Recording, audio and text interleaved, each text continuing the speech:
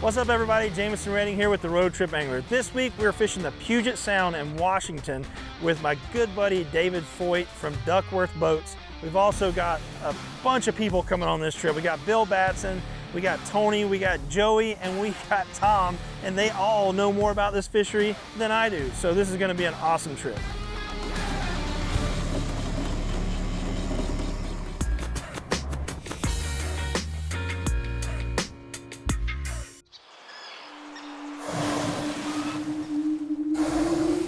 Any good story, you have to start at the beginning. And the beginning of the story in Puget Sound is salmon. Never put my hands on a salmon before.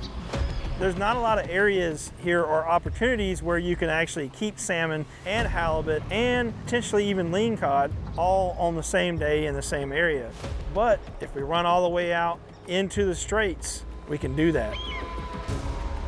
That boat made short work of almost a 70-mile trip.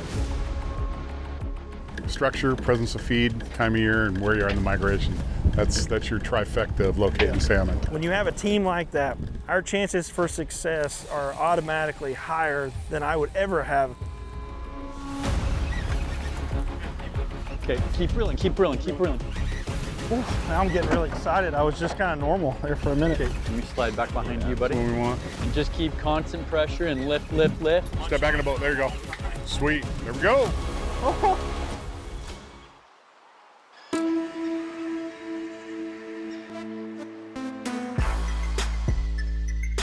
This is the Road Trip Angler.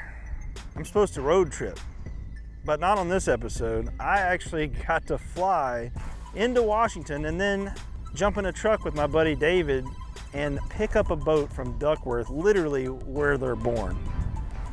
Duckworth started in 1970 as an inboard jet boat company. Renaissance Marine Group is actually the manufacturer of Duckworth. We're building a very quality boat, a premium boat. We're always focused on putting that pristine, perfect product out there on the market.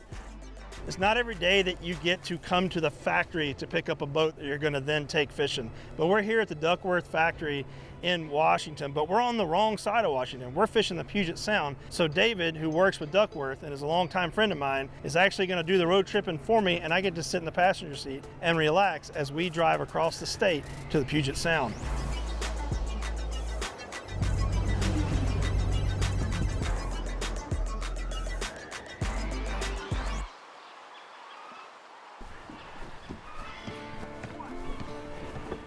Morning, guys. Hey, What's going on? Good. Nice to meet you. Tom Nelson. Jameson. Jameson, great to meet you. Joey. What's up, Jameson? Nice Good to meet see you, man. Yeah. Bill. Brother. Oh, Hey, man. hey. Good to see you, Bill. We made the long road trip over from Duckworth, 6-hour ride across the state, and now we are in Everett, Washington, and we're meeting up with Joey, Bill Batson, and we're gonna head out and try to catch some lingcod. It should be pretty awesome because the season has not been open very long, but we're gonna get on the water. So we're gonna go catch bait, and then we're gonna go chase lingcod. And a lot of guys struggle with that part of it, right? Catching their bait. You know, it's always a little nerve-wracking when you're going out with folks and it's like, well, first we got to go catch fish before we can go catch fish. So what are we catching here? What are these? Shiners. Shiners. Shiner perch. The two species we have that are most plentiful out here are sand dabs and the shiner perch. Pretty cool catching the bait that you're gonna then turn into bigger fish. There you go, look at that. You got a load this time. So we're making bait and we have these rigs that just have a little bit of flash on hooks, and there's usually 5 to 7 hooks on these rigs, and I made it my personal goal to catch the most at one time while we were out there. You know, if I could bring it in and Bill's only got 1 on and I've got like 4 on, then I feel like I'm winning, right? Yeah. Well, Jameson just did a triple trophy. Good job, Jameson. Somebody's got to do it. That's right. Good job. So we got our bait. What's the plan now? Well, we're gonna take these shiner perch. Nice little shiner perch, guys, nice and wiggly. And we're gonna run out to a big sunken wreck on the south end of Whidbey Island on Possession Bar and get our lingcod. Let's do it. All right, let's get after it. Yeah. You know, our job is to be out there and use the boat, use the gear, and we just get to take a lot of people fishing, and it's awesome.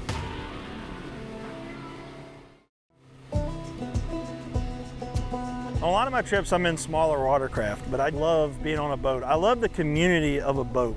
You're sharing those experiences, you're sharing the fishery, but you're also working together as a team.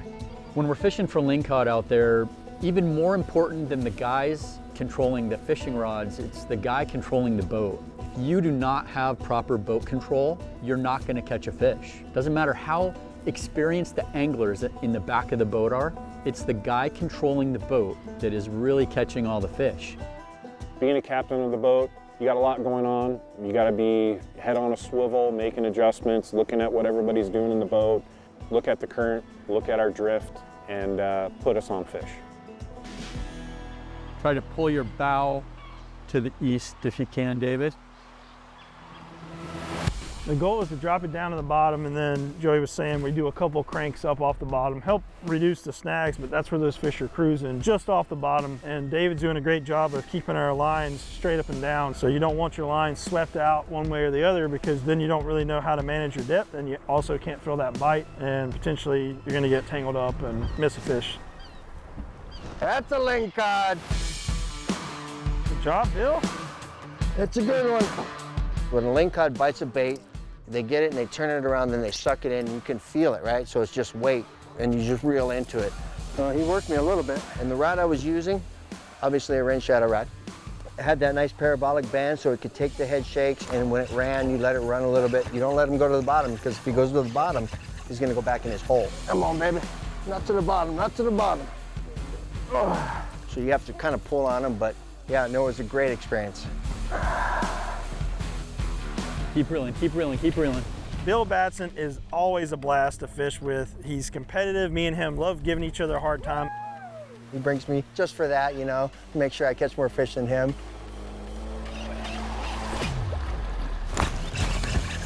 Got one on right here. That's beautiful. Jameson's on too right now. It's a ling. It's a ling.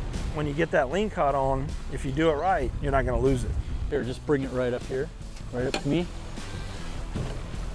Sweet. That's a keeper. Oh! Still got him, still got him, still got him. Now I got him. There you go. All right. Hey, why is yours bigger than mine? Yeah. They're such a cool fish species. They're just predators. They have huge heads on them with mouths, and they're full of teeth. So they are a hunter for sure. Lingcod, there could just be a little hole or a divot that they'll live in, and they'll kind of lay there and they'll ambush their prey. Having a local person, whether you hire a guide when you go somewhere or you find that local knowledge, and then listening to what they say is gonna just fast track your learning curve. It's gonna flatten that out, and you're gonna be able to have success on the water much quicker. Got a ling? Yeah. Man. Another keeper. This is probably one of the best eating fish in Puget Sound. Without a doubt. They're so cool looking. Yeah, they are. You're allowed to keep one lingcod per angler, and we are approaching our limit, but there's one problem. David is driving the boat and hasn't really got to fish.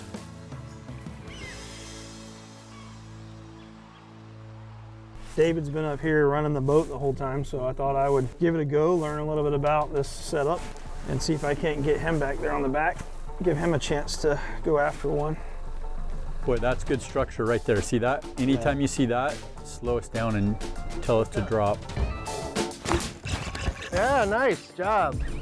David just dropped the rod, and once you drop that rod, that lingcod will suck that shiner perch in and try to swallow it, and then you just let him start to swim away. You don't have to set the hook, you just start to reel and fish on.